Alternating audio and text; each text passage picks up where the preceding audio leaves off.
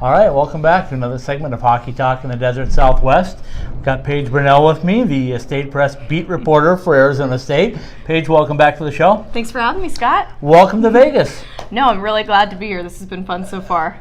So you had a chance to go home for Christmas, right? I did. It was very nice. After I went to Colorado with the team, I got some time off just like they did, and it was wonderful. Yeah. So now we kick off the new year with the Vegas Invitational. So behind us, we have the first game going on right now.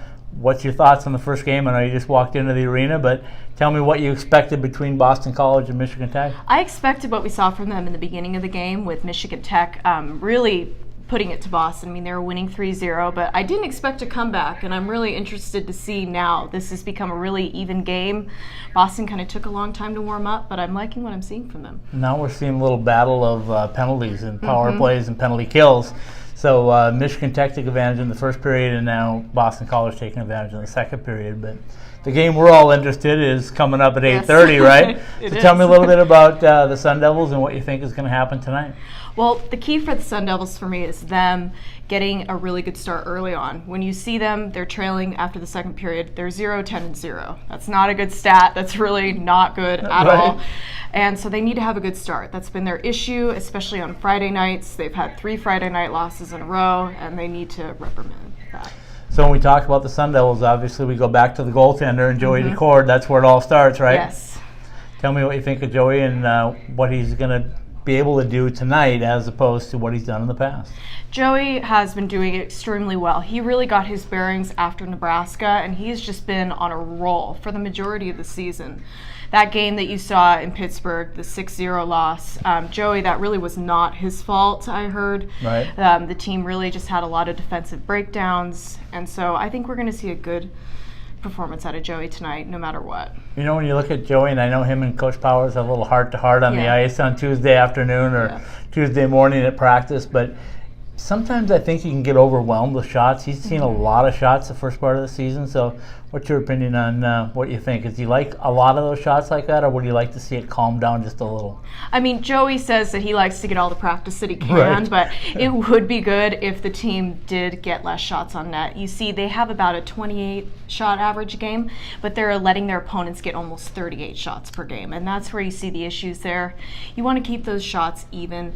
They have not been doing that lately. Sometimes on Saturdays you see the team get almost an equal number of shots, but Joey's getting so many shots.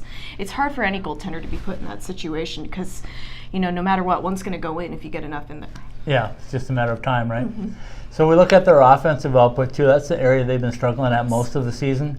I know coaches juggled the lines a little bit. You've seen it. I've seen it. What do you think is going to happen this weekend? What are these line combinations going to look like? Well, we're going to see the same lines, I think, especially the line with Brett Gruber. He's been a huge force for the Sun Devils as far as offense goes. He has the most points per team. Not quite at a point average per game yet, but you can't really expect to see that when you don't have a huge offensive force altogether. He's been doing really well. Tyler Bush, Johnny Walker, all those guys have really been the major producers of offense for the team, and I think they'll continue to be that. You know, I told Tyler Bush when I talked to him after he scored against Princeton, I said, what gets going? Because it seems like after he scores that goal, he's at another level. And we're trying to figure out what it's going to take to get him to play at that level before he scores so that we can propel this thing. But have you seen the same thing from Tyler? I have seen the same thing from Tyler. He, like the team, it takes a little bit for him to warm up.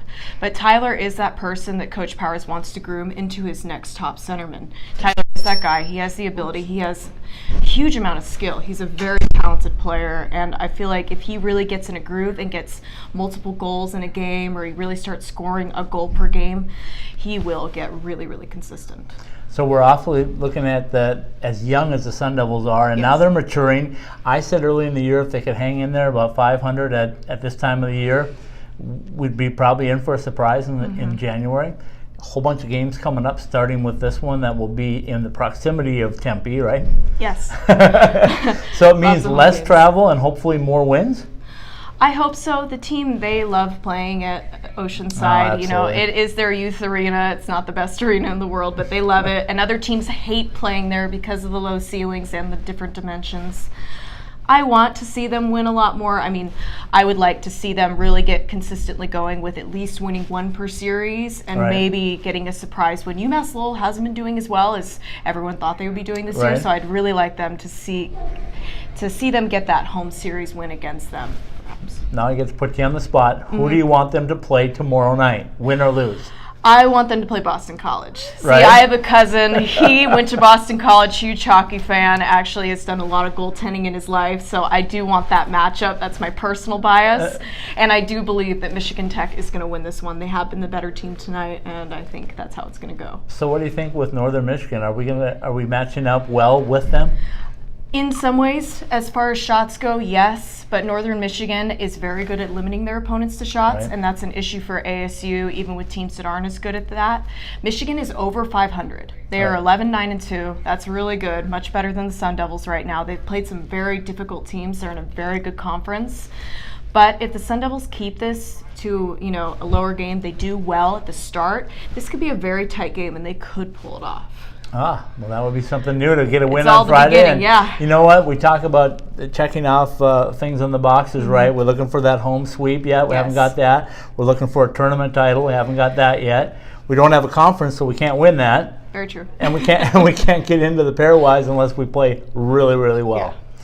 So we'll hope for a Sun Devil win tonight. Paige, thanks for your time as always. I know you got to get back to work and get those guys chasing around, get some video of some got to get some two-touch in there. Two-touch in there. Absolutely. Thank you for your time. Enjoy Vegas while you're here. Thank you for having me, Scott.